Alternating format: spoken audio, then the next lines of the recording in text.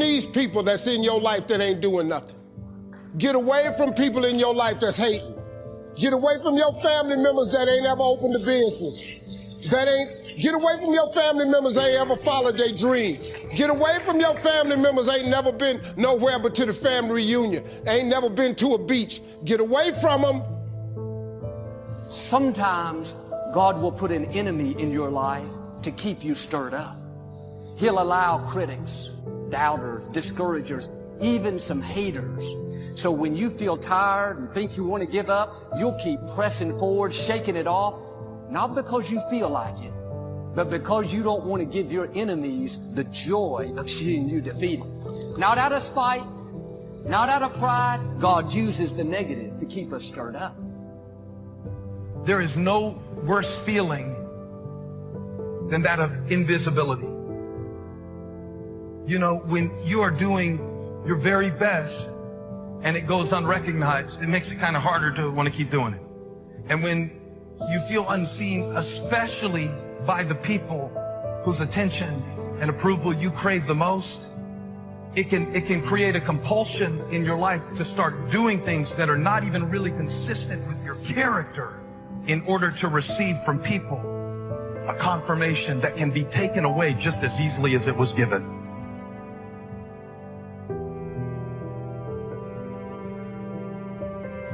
Don't be fooled by all that fake love. Don't be fooled by these phony smiles. Their hugs, their I love yous. Snakes in the grass slithering. Hear them coming a mile away. I can smell them, I can sniff them, I can see them, I can taste them. Some of you get blinded by them. Your so-called friends, your so-called homies, your so-called partners, your so-called girls. They there for you when everything's great. They're there for you when you ballin'. They're there for you when you rollin'. They're there for you when you got money. They're excited, girl, we gonna do this, man, bro, where we going tonight? Sad story is that when you up, they all riding with you. When you down, there's nobody in the car but you. You are the company that you keep. Meaning, your circle of friends is an indication of who you actually are, who you are becoming. You show me your friends and I'll show you your future. Because it's just true. The people you surround yourself with are shaping your future. Someone say, check your circle. It's important who you are aligning yourself with. Walk with the wise and become wise. For a companion of fools suffers harm. That's good news. If you lack wisdom today, get around people that are wise. But look what the second part says. It says literally that a companion of fools suffers harm. Have you ever considered the reason why you're always hurt is because all of your friends are fools? If you're a person where all your friends come to you with their problems, that's because they see something in you. You're more balanced and stable. But you got to remember this old saying. If you're the smartest person in your group, you need a new group. Some of my enemies, I feel like I need to write them a check. If they hadn't have been against me, I wouldn't have prayed so hard. If they hadn't have made fun, I would have given up sooner. If they hadn't have told me I couldn't do it, didn't have what it takes, might have been complacent, settled where I was. It was their opposition that pushed me forward. Many times, God will use your enemies to catapult you to success more than your friends. You spend your life performing for a crowd, it'll kill you. And you're like, I'm good. I'm not a preacher. I'm not a singer. I don't perform for people. It's gotten much deeper than that now. It's the feeling that we get when we start offering ourselves up in a form that is more impressive to people, but is not authentic to us. Is the mode that we all get tempted to get into when we start trying to bring a version of ourselves to a situation that we think will make a good impression. Here's how you know if someone's your friend. A, you can tell them bad news and they'll listen. They won't tell you why, you're stupid and why that bad thing happened to you and how something worse happened to them once and, derail the whole conversation. It's like, go away from that person. They're not helpful to you and they're not helpful to themselves either. You got to surround yourself with people who want the best for the best part of you. And that's a really good way of deciding who you should have around you. Don't complain about the person that betrayed you. If they walked away, they didn't set you back. They set you up for the fullness of your destiny. If they lied about you, tried to push you down, overlooked you, it may not have been fair. But if God allowed it, He knows how to use it for your good. Do not be misled. So don't sit around and be like, I think this is what's going on. No, wait, this is maybe what's happening. You don't have to come up with theories. Don't be misled. Bad company corrupts good character. Have you ever stopped to consider the reason why you're never able to finish anything you start is not because you're not gifted. It's not because you're not talented. The reason why you can't finish it is because you lack character. Because every time you step out, you don't have the stuff it takes to finish. Yet the only way you're going to get rid of bad character is you're going to have to actually go ahead and get rid of bad company. The moment you remove bad company, you're going to start getting some good character. Somebody say, check your circle. You've got to upgrade your friends. It ain't nothing bad. You just got to upgrade people in your life. But if you're the smartest person in your group, you need a new group. You cannot be the go-to person in the group. Don't worry about it. You have a gift. After you solve problems all the time, you can earn a lot of money. You know what people pay for in this country? They pay for expertise in this country. The moment you're an expert at something in America, you can make $1 million. All you gotta do is be an expert at one thing. Sometimes there's something inside of you telling you that you are not enough. And since you feel like you're not enough, you start trying to do all this stuff to prove that you are enough. The problem is, the people that you're trying to prove it to aren't even paying attention because they're so busy trying to prove to somebody else who isn't paying attention, who isn't paying attention to the other person. And now we're all posting and proving, but inside we're dying. And you've got to know the places that you cannot go, whether it's on your phone, whether it's in your mind, because there are some places that you need to stay away from on purpose. Because if you go, it's going to kill your joy. It's going to kill your contentment. It's going to kill your sanity. It's going to kill your peace. I don't know how many different ways I can say this. So many of us have to learn this the hard way. They act like they got love for you. Have your friends, have your family, have your relationships. But make sure you pay close attention to the circle, to your company that you keep. Because when you need them the most, I promise you, they will turn your back on you. You need to find you a group of friends. And you need to know in your heart of hearts that if you down, they gonna pull you up. And if they down, you gonna pull them up.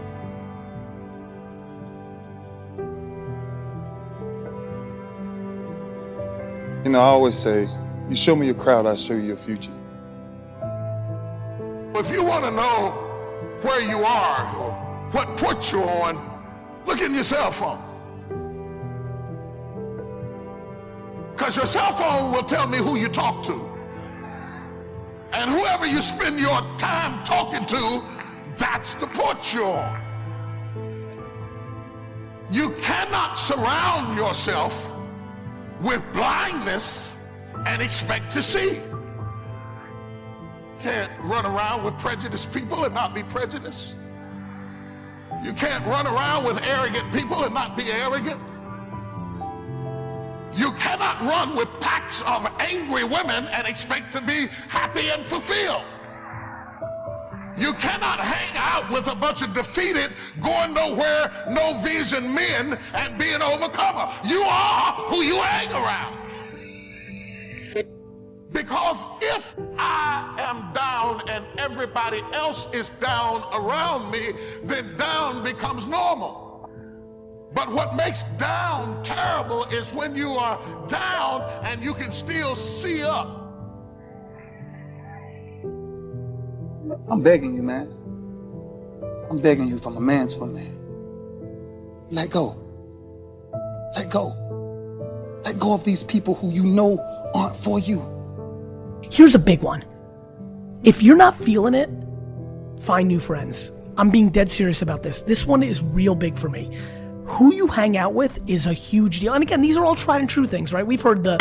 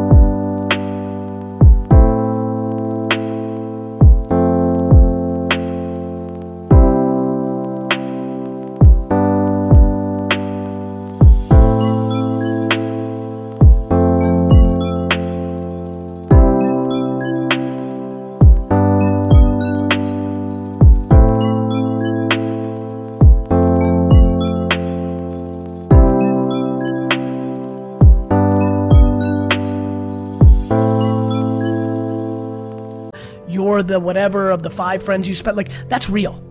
That one, put in the bank. Like, if you're not feeling it, you need to go to meetup.com and go to 10 meetups of people that are hungry. Like, it's unbelievable what happened to me when I got into the Silicon Valley world and started meeting like Mark Zuckerberg and like Ev Williams and Sacco and like Travis. Like, it changed my life. This town, actually, it's fun for me to tell this story here. South by Southwest 2007 changed my life because I hung out. I forced myself to go to a Web 2.0, which later became social media, the current state of the internet conference, South by Southwest.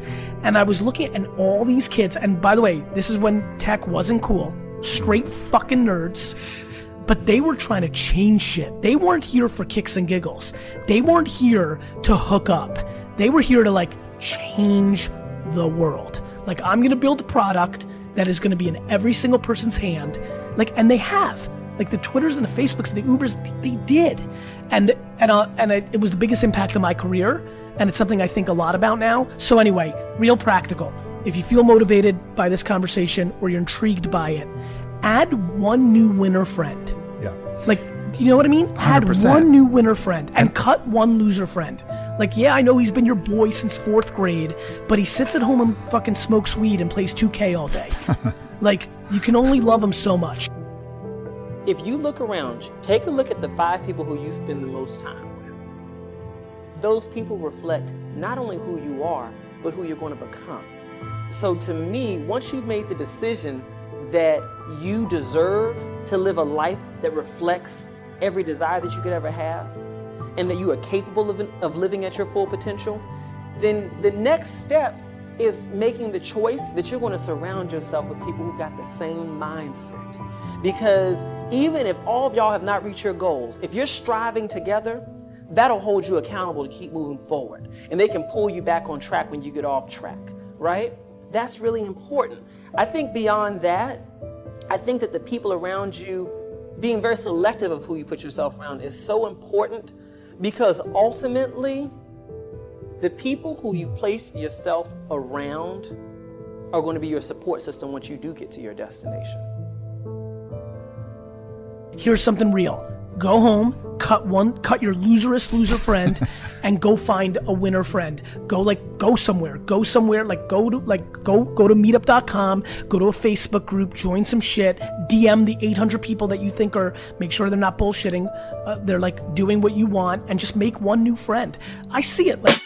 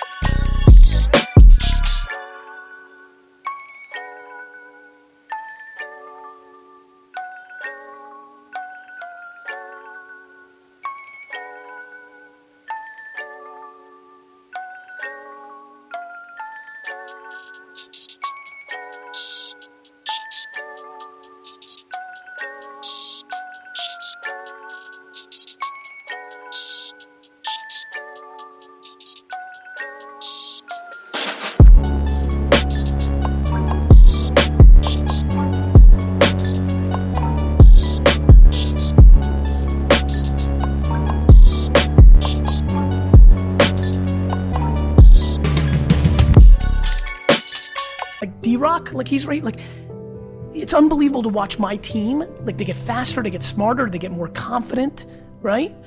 It's real, man. It's real. Confidence and like hunger gets passed on to each other. It's like team dynamics. It's why like a great player that sucks shit can fuck a team up. Like, go audit your circle, add one more winner, decrease one more.